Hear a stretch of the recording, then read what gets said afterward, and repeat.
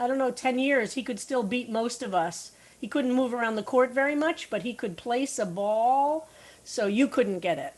What did he do? What did he do for a living, Rabbi?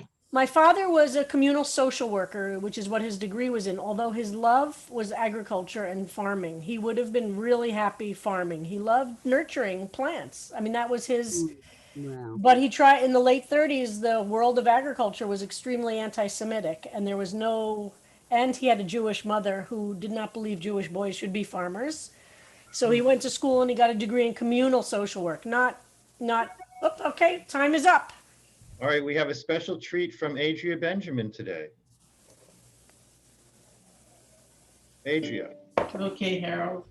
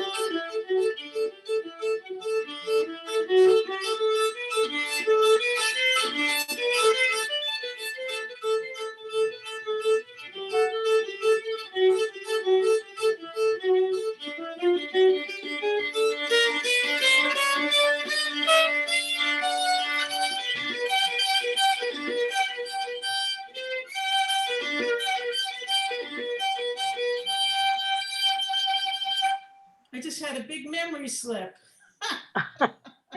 Beautiful. That was Oh, wait, gorgeous, not Adria. done. Really. Wait, she's not done. She's not done. I can finish this. Wait a minute. Okay, go ahead.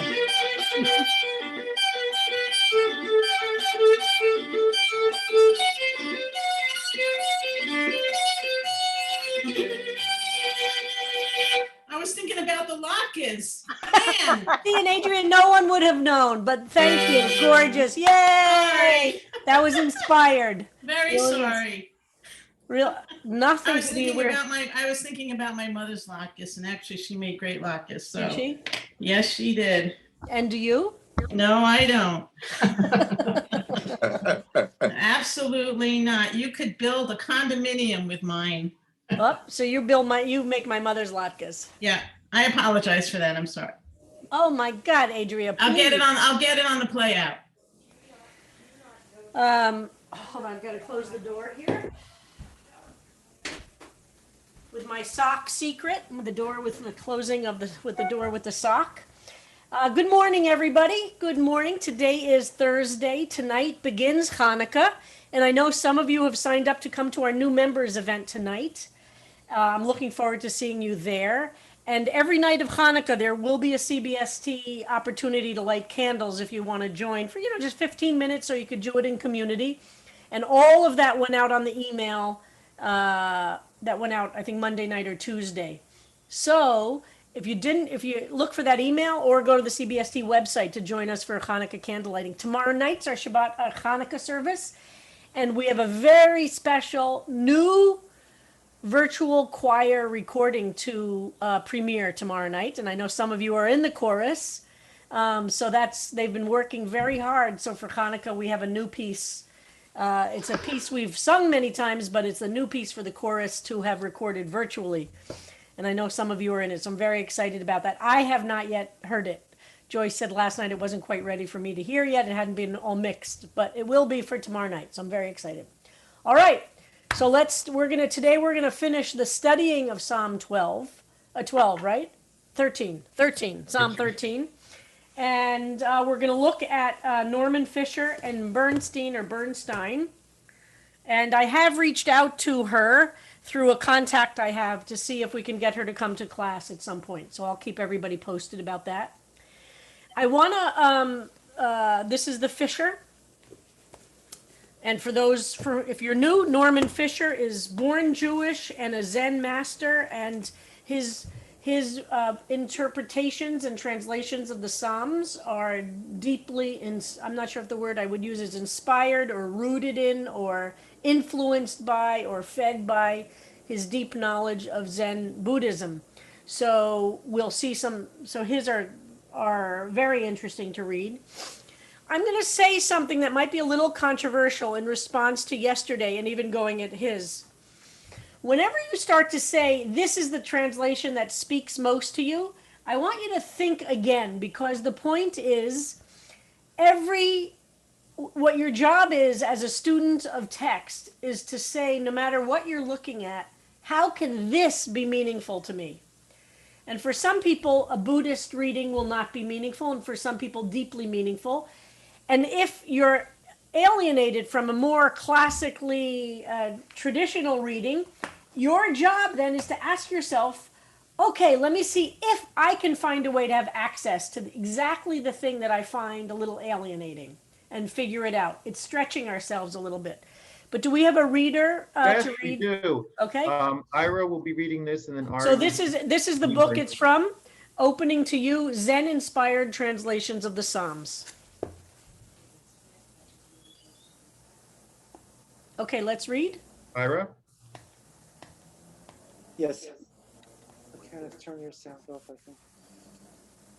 How long will you persist in forgetting me? How long will you hide your face? How long do I have to drive my soul on with useless heartache and grief? How long will my detractors laugh at my manufactured troubles? Look down, answer me. Brighten my eyes so they won't sink into deadness, so that my detractors won't say, look, we have deceived him, so that they won't rejoice as I slip out of sight. I trust your kindness, gladden my heart with your responding, and I will sing your songs in this sudden opening to you. Thank you, Ira. So let's notice first, before we dive into the language itself. So as always, we notice Norman Fisher isn't interested in numbering the verses and doing an exact line by line. He's not interested in that architecture. He creates his own architecture based on how he experiences the meaning of the Psalms.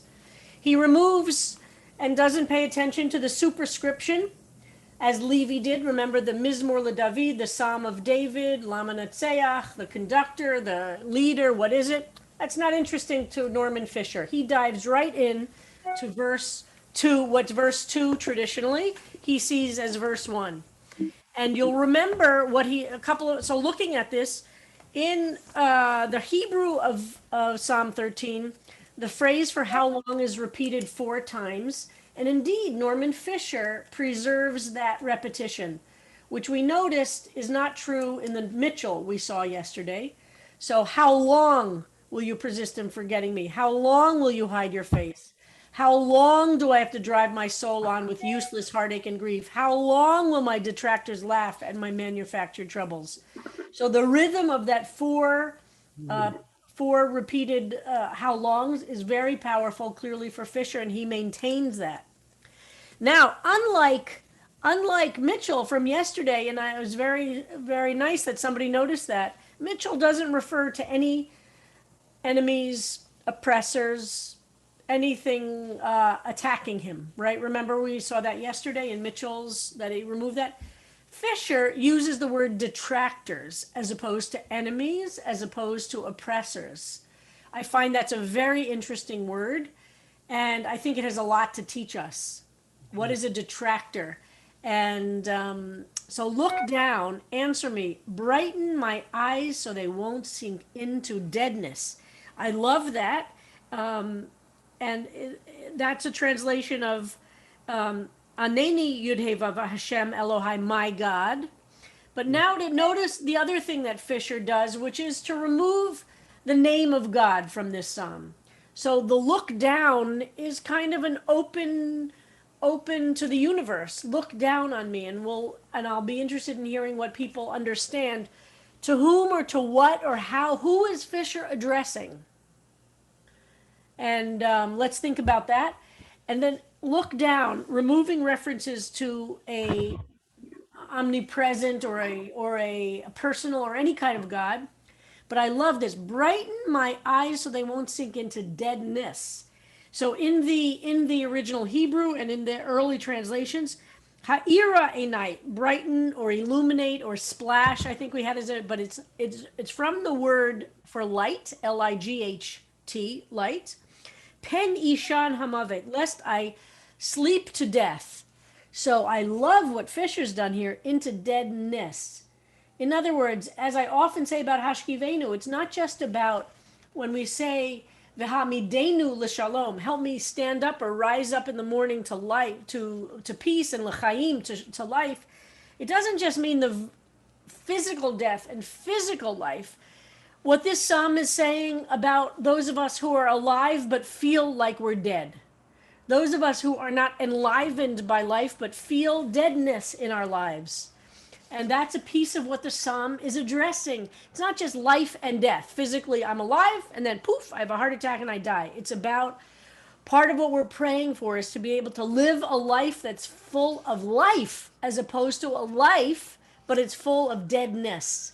And with the word deadness, I feel that Fisher really gets to that deep understanding of what the psalmist is saying.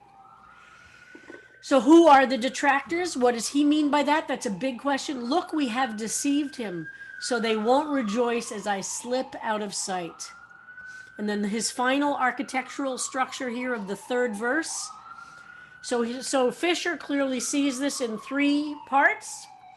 I trust your kindness, and that's referring back to Va'ani b'chastecha vatachti.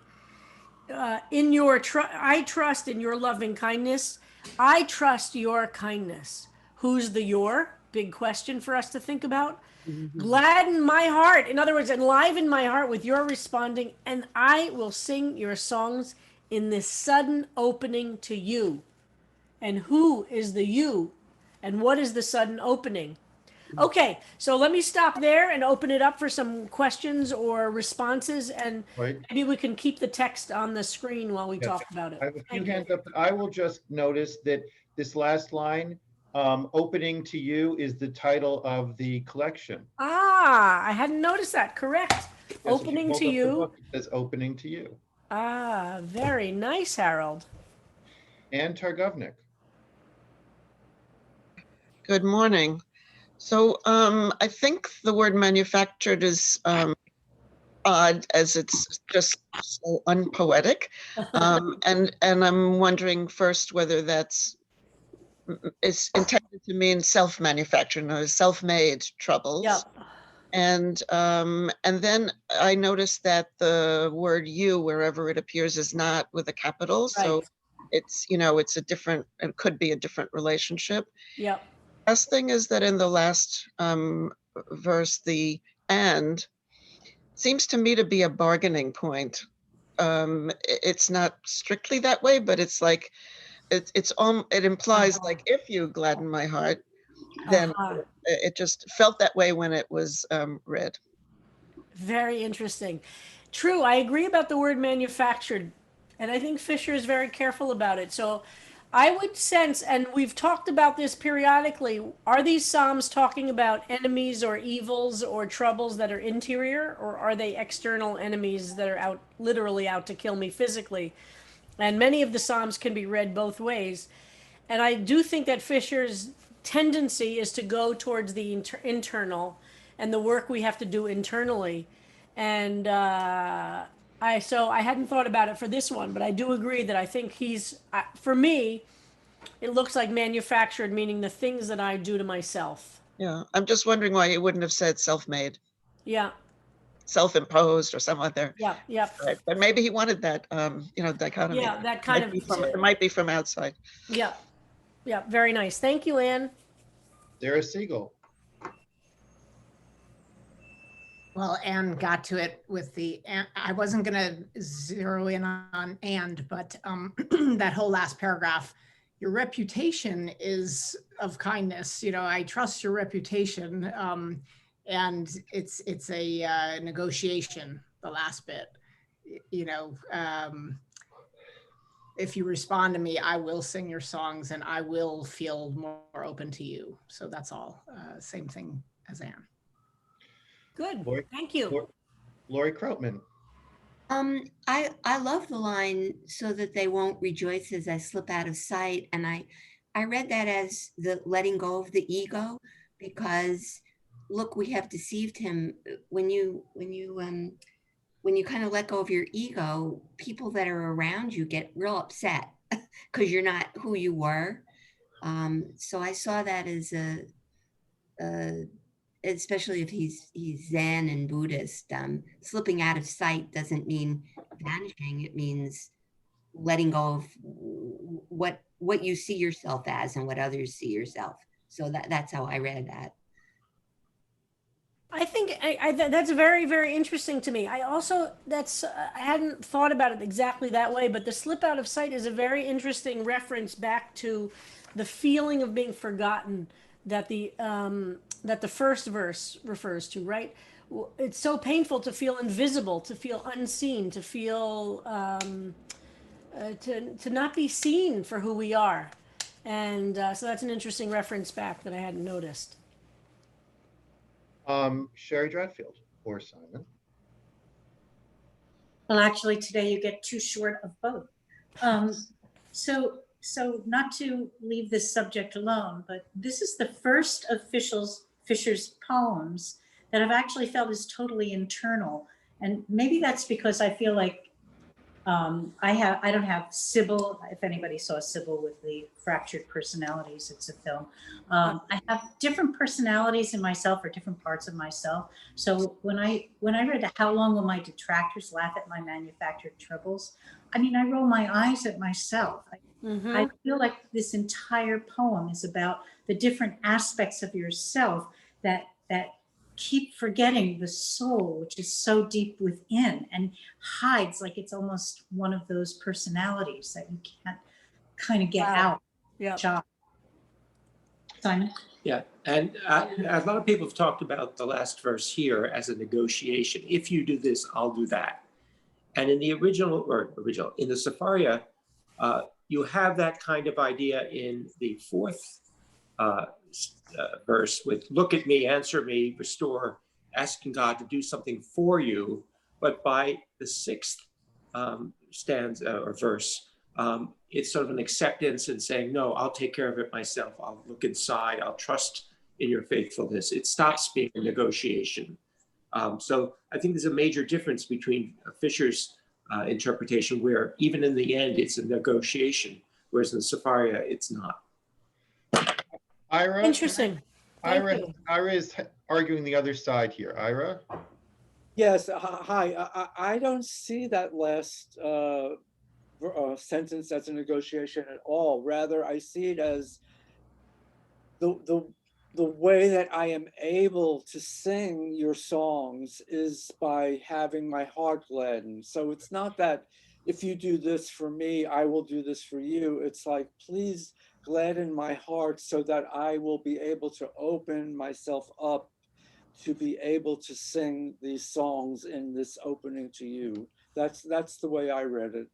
And Ira, given that you have a deep connection and knowledge and roots in Buddhist practice. Does that make sense to you, kind of as a Buddhist? Where would you see what the you? Who is the you for you in this poem, in this psalm, in Fisher's? Who is Fisher addressing, do you think, or what is Fisher addressing?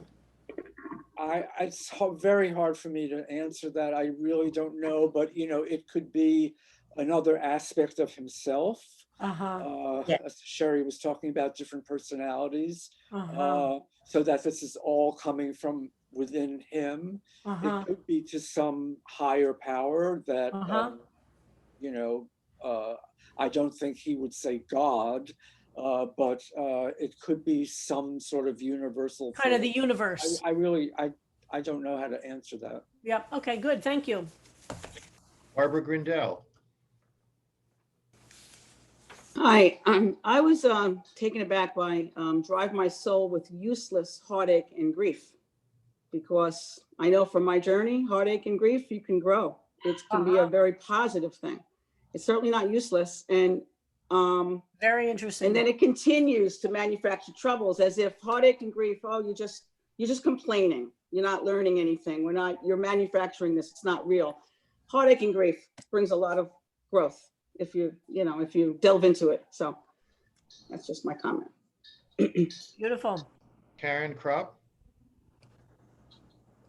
Similarly to what Barbara was just saying, like I was struck by manufactured troubles.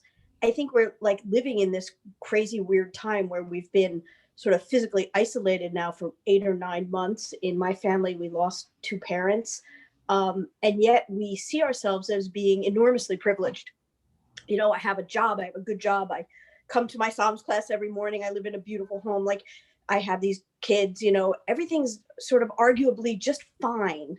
And yet we feel such a burden all the time for these many, many, many months. And so I was just having almost this exact conversation yesterday that our troubles feel manufactured. Mhm. We feel like, how can we sit here and say, I feel stressed or anxious or like this is some kind of crisis when things are actually fine. So that piece of, laugh at my manufactured troubles really, really speaks to me, because it's just a moment where we are struck by this juxtaposition of the things that are good and the things that are hard and the things that are good in the same moment, which makes them feel like I don't have a right to feel like it's a trouble. Well, I think both Judaism and Buddhism would say that suffering, the degree to which we allow suffering to be our self-definition, no matter what the externals, has a lot to do with how we respond, right? And I think it's not that heartache and grief is useless. I think, and I agree with you, Barbara, about heartache and grief often teach us a great deal, as does suffering. But how we respond to them and how they attach to ourselves and what we do with them is kind of up to us. But we'll talk more about that as we go through some of the other Psalms too.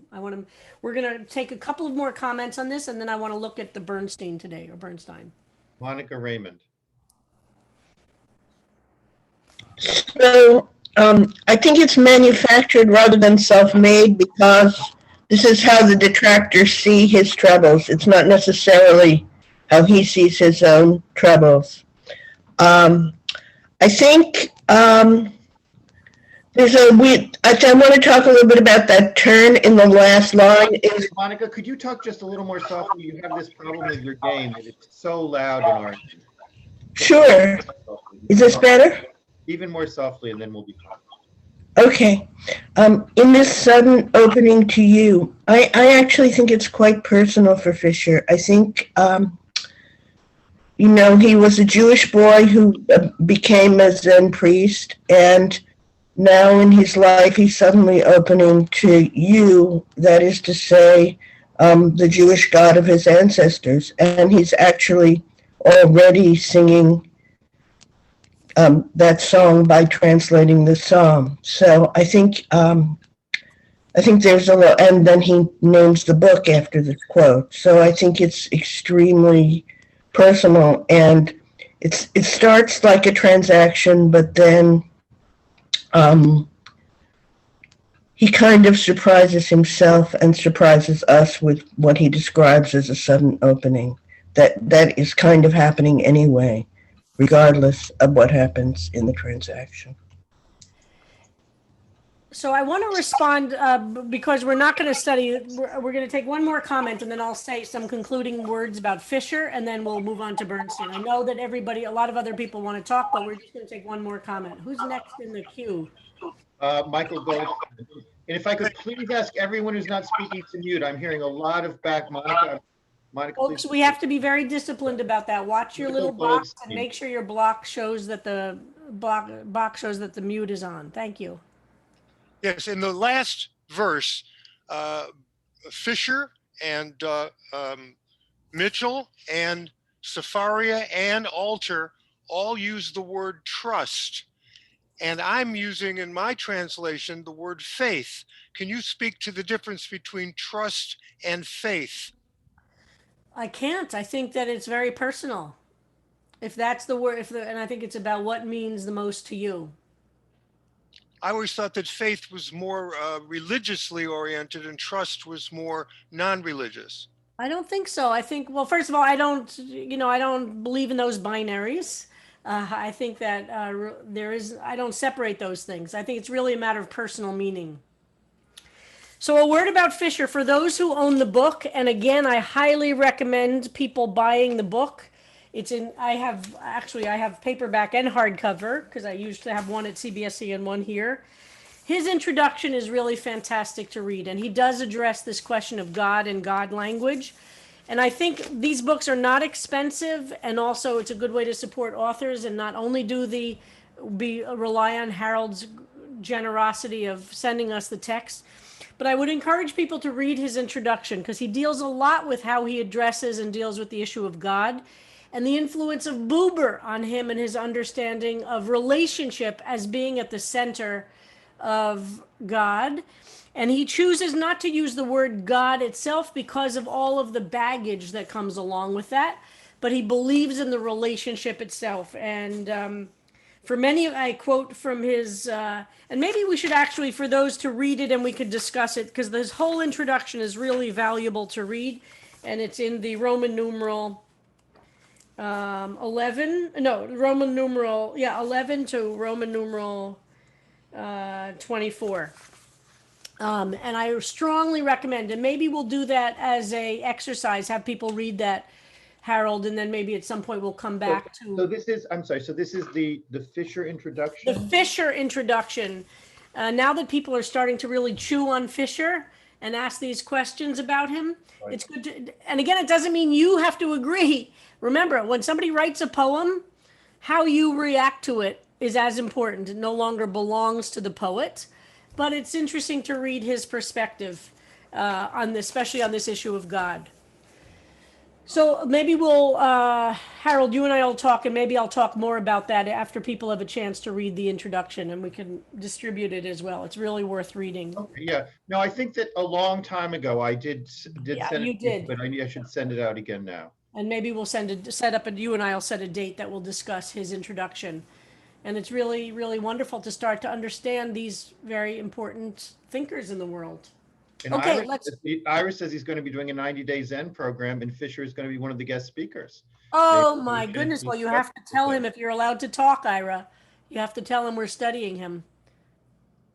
Well, it'll be on Zoom. So I don't know whether I'll get to talk okay. or not. All right, but let us know how it goes. That's wonderful. Right, and Ari has offered to read the Bernstein.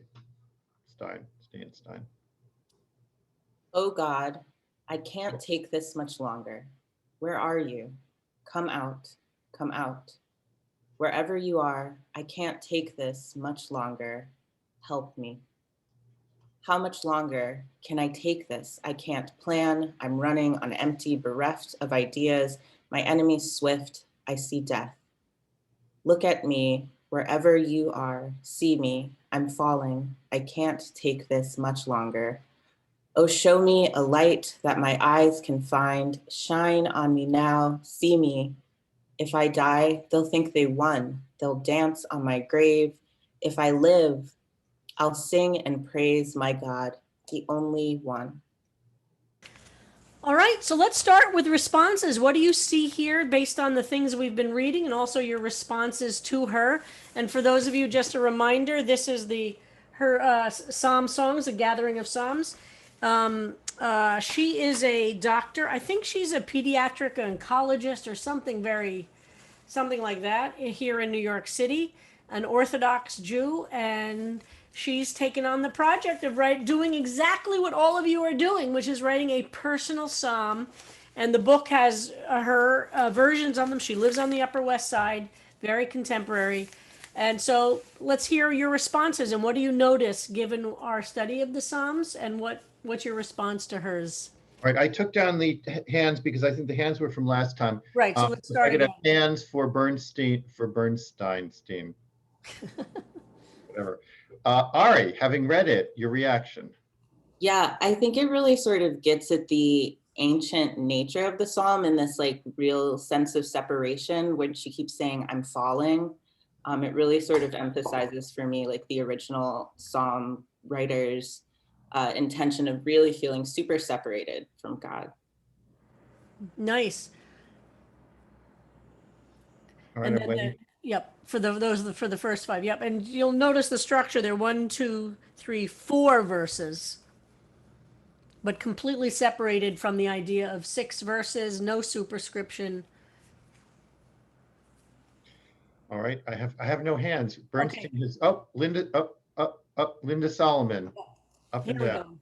Okay, first of all, before I talk about the psalm itself, what I'm noticing in the Bernstein is that what she writes after the 150 is, in the end, what's left of me may only be a psalm, which is a very interesting way to perceive oneself. And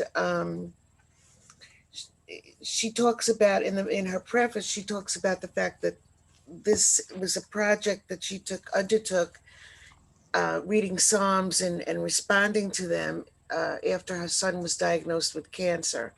So this is a very, very personal attempt on her part to make an alliance with God. So when she says oh God, I can't take this much longer, you know where that's coming from. This helpless feeling of not being able to see any light, but everything around is darkness. And when she says, my enemy's swift, I think she's again referring to her child and how she sees her enemies as, I see death. She's talking about her enemies taking her child from her. And I find that very, very personal and very similar to how I felt when I read this psalm. That's it. Thank you. Ellen Poster. I'm just so struck that she uses hide and seek, come out, wherever you are. And it's just, I've been writing my own poem and I was using hide and seek because but I didn't even remember come out, wherever you are. I was doing ready or not, here I come.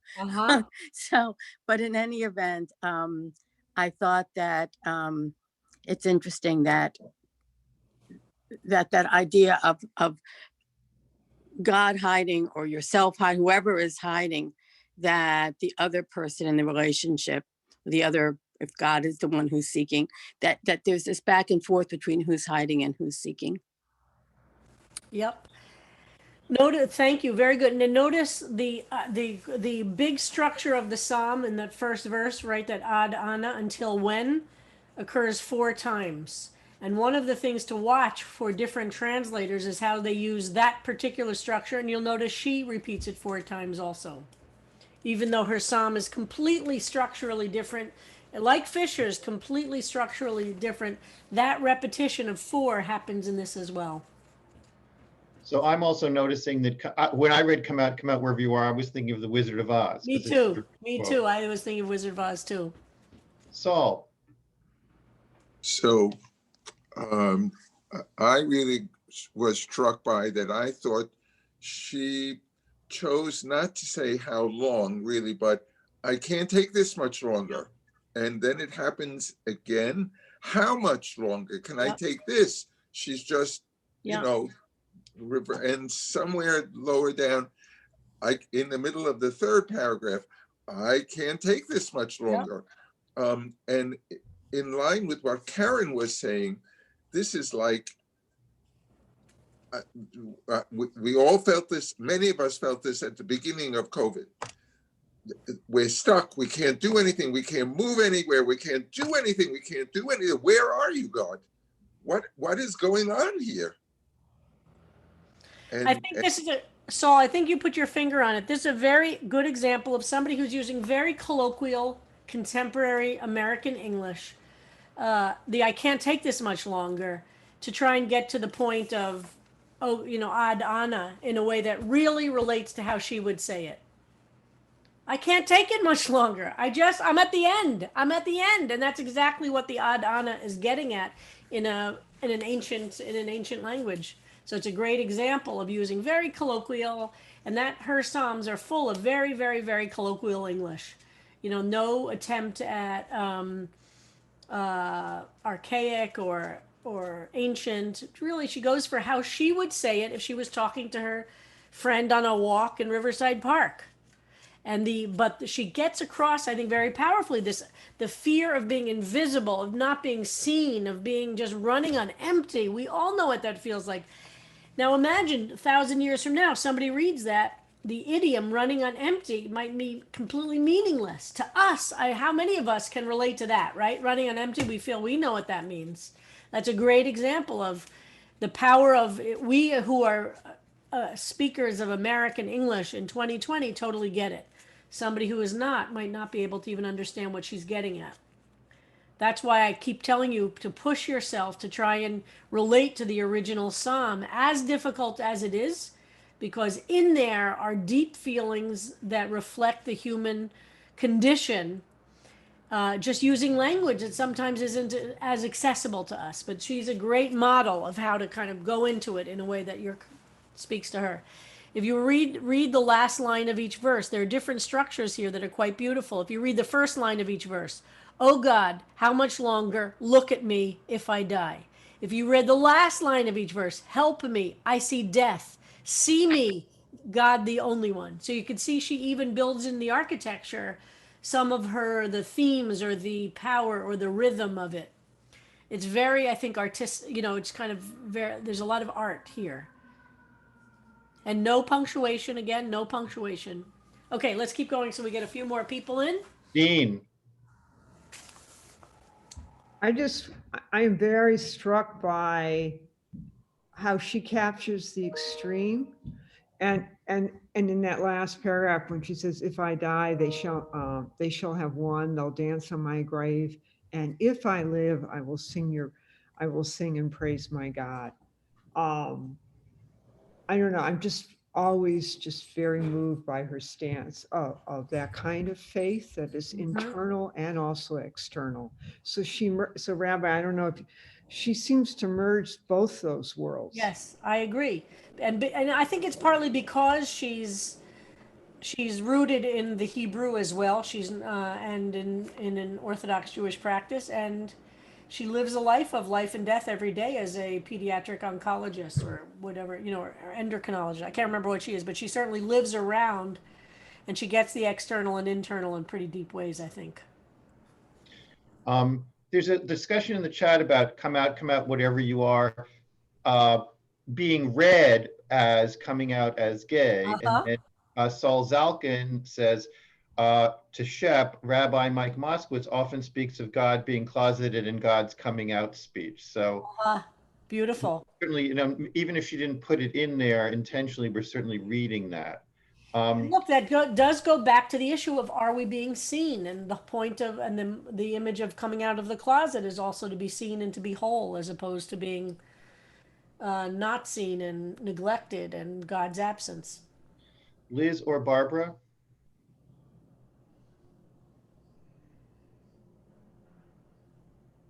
Liz or Barbara, are you here? Right, it's Liz, and I'm very taken by what everybody is saying about all of this, the colloquial part of it, but I'm also taken by that sense of falling that people are talking about.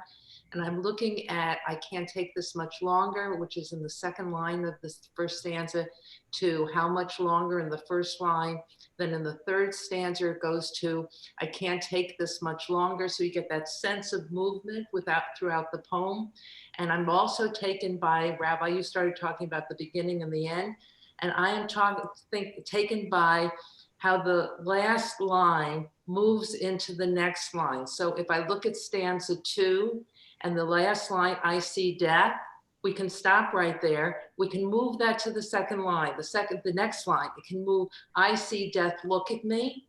Or I can just say, I see death and look at me. Same thing happens.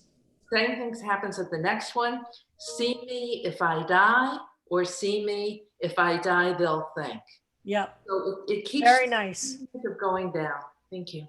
And notice when the word God for God gets used at the very beginning, when there's a total expression of despair, and then my God at the end, where there's an expression of kind of aspirational singing and praising. I guess with those two readings, it depends where the trope marks go, yes. How you want to phrase it. I think one more, Rabbi, and then we'll move on. Yep. Judy Frank.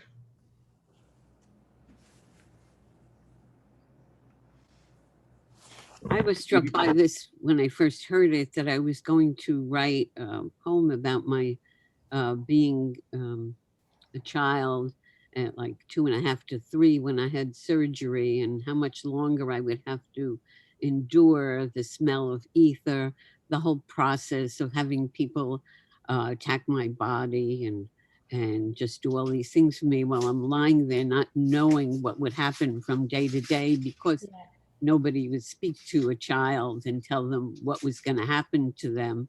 At that age, this is 1950, when you couldn't have visitors, and you're just lying there wondering, is this going to end? What's going to happen next? And I didn't even know of God. You know, when at that age, you don't know. You're just hoping that something would come to rescue you. I don't have to write this because I've been ruminating it all week, and it's just been beautiful. That's so powerful. I'm looking forward to seeing what you do with that. Right. Yeah. So I think that's a nice transition into next week, because if I correct, Rabbi, this is our last day of studying Psalm 13 together. Could everybody please mute yourself? Thank you. Yes. So Sunday at 5 p.m. is the absolute deadline for the one version of your Psalm 13 offering that you'll be sending to Annika, and we'll be reading them starting next week. Of course, if you have them earlier, you can send them earlier. And that's it for me, Rabbi. So just a couple of housekeeping things, as Harold is fond of saying. December 21st, that Monday, I'm going to do an hour after class for those who are new to the class or those who want a refresher on an overview introduction to the Book of Psalms. So Harold will put that in information, but that'll be December 21st. Immediately after class, we'll do an hour introduction to the Book of Psalms for those who want a refresher or those who are new. And that's a Monday, I hope, right? Am I correct? Yeah, good. So just keep that in mind for then. And Harold and I will get back to folks about trying to finalize and figure out the idea of Chavruta and how we're going to use that. Don't worry, it'll all work out beautifully. I promise everybody. But again, if folks can have whatever books you have to be studying on your own is always great. And please, I want to really urge people who have not written something so far to really try it. This is a 6-verse psalm. So as they go, this has, it's one of the shortest psalms in the entire book. And If you've never done it, just try and go line by line. What does this mean to me? Super, keep it very carefully simple. And if you've never written, we'd love to hear you try, or paint, or dance, or compose music. All of those things are welcome. What's your personal response to it? How's that, Harold? That's great. That's great. Yes, first timers always welcome. And as Adria plays us out on this Erev Hanukkah, I just wanted to share one more image. And Adria, it's all you. I just would like to ask the rabbi a question, if I may. Sure. And so when I was thinking about doing something for Hanukkah and going through files, is this known to you as Hine Ba? The Handel tune from Judas Maccabeus? Say that again, is what? Is this known to you as Hine Ba, this? I know it. I don't know what it's known, Hine Ba. Okay, that's what I thought. Yeah, it's actually from a Handel oratorio, Judas Maccabeus. Oh, look at that. Okay. All right, here we go. So Bach, Handel, Bach, hopefully with no memory slip.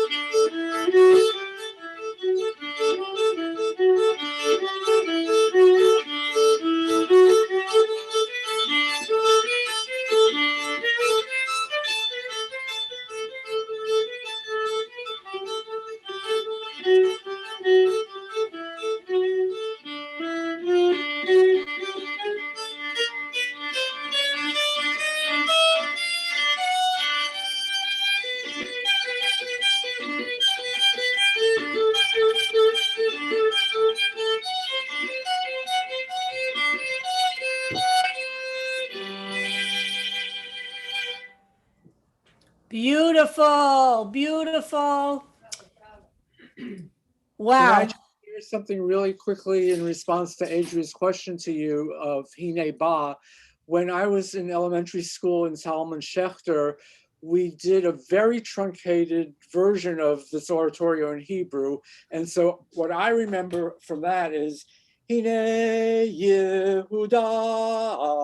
Hamnatseach B'chatzotzra'oto No, I figured with the Hine Ba, if I added CH to Hine Ba, we have Hine Bach. So I was like covering all the bases.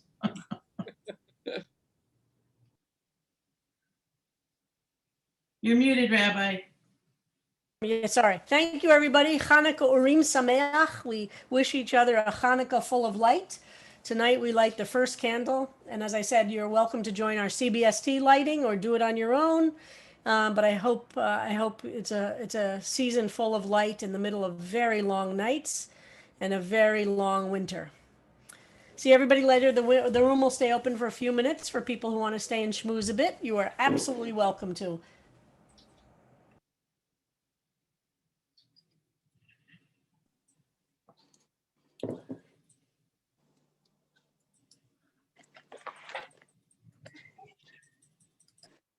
Do we know what time the candle lighting will be on at CBST? 5:45. 5:45? Thank you. It's 5:45 today. Oh, but it may then- change slightly. Okay. I Yeah, no, understand. it's 5:45 today, but then like tomorrow, they're going to do it as part of the evening service. Oh, thank you. Did At she say all that? 6:30. And Saturday night is part of Havdalah at 7. And I don't remember the whole schedule, but it Where varies. did you hear? Was that said today?